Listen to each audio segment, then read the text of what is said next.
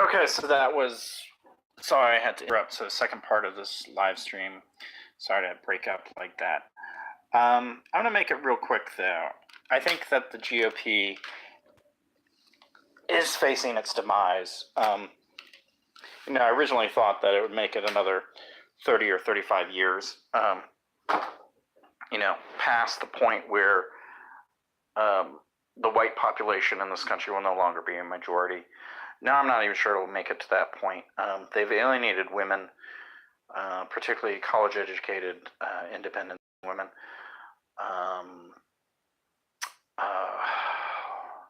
Mothers, wives, professional women, particularly in the suburbs, they're losing rapidly. In fact, there are studies that have come out that the only demographic that Republicans seem to have a significant lead on is white men 45 and older. So I think the demise of the GOP is coming as the country further diversifies. Whether that's moving us towards a popular revolution, I don't know. It could be, or that could assuage or satisfy the anger and discontent out there amongst the non-male, non-white demographics of the country. I hope that's not the case, though. I hope that there's a willingness to move past this current government and towards a people's revolution. But what happened today in the Senate Judiciary Committee and the testimonies of Dr. Blasey Ford and Brett Kavanaugh was just a further example of how women are going to continue to play a very large, significant role in our country, as they should. And they're not going to tolerate this kind of rape culture and sort of toxic male dominance of our society any longer. And it's going to be coming to a rapid end, I think. Now that could be a point to organize revolutionary tendencies around, but that's yet to be seen. I do think it's notable that, I grew up in the Washington, D.C. area. I know how elite Georgetown Preparatory School is.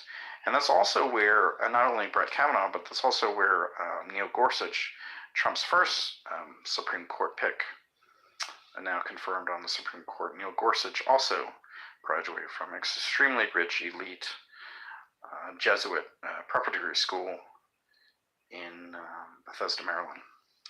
And Dr. Blasey Ford also went to a very elite, prestigious all-girls school, Holton Arms, also in Montgomery County outside of D.C. You look at the Supreme Court, it's further evidence that we are functioning within a plutocratic empire, one that's dominated by the extreme rich. I believe 7 out of the 9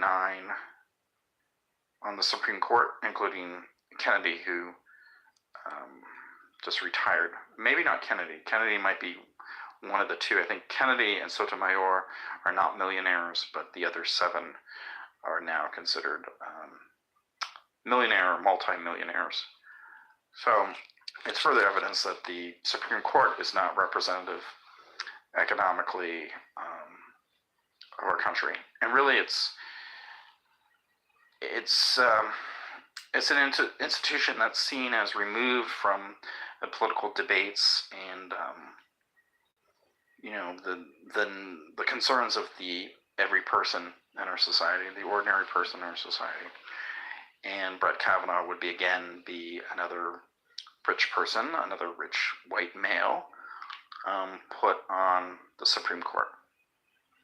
And as I said in the beginning, in the first part of this, I believed Anita Hill then, I believe Professor Anita Hill today, I believe Christine Blasey Ford, I believe Deborah Ramirez, and I believe Julia Westnick.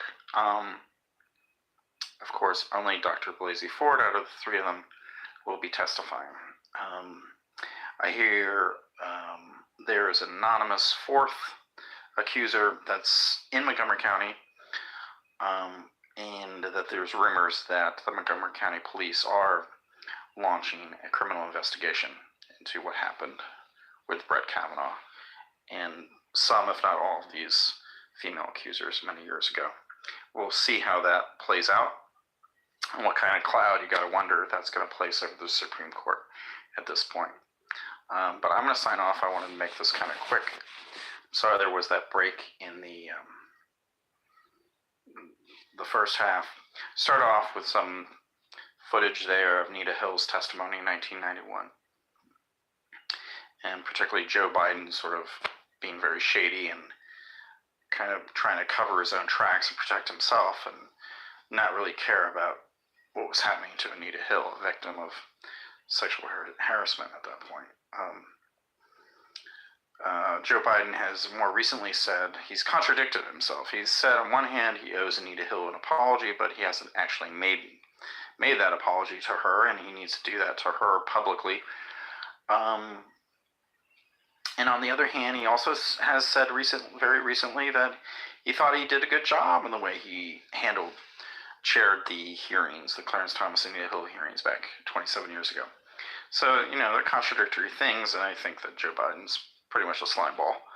And both parties have played this game.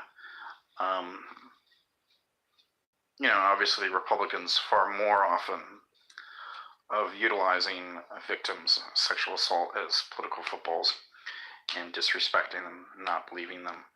Of course, the Republicans have done that a lot more, but as I said earlier, look at the demographics, and they're changing in this country, and therefore I think the demise of the Republican Party will happen probably in 20 to 25 years, possibly sooner, but I think it will take a while for them to just be irrelevant when it comes to issues of gender, racial justice, completely irrelevant, and anti a greater sense of justice and equity in our society. So I'll sign off here. Thank you for joining me. Take care. Bye-bye. If you like my videos, check them out. If you really like them, go ahead and subscribe. Hit the subscribe button there. Have a good night. Bye-bye.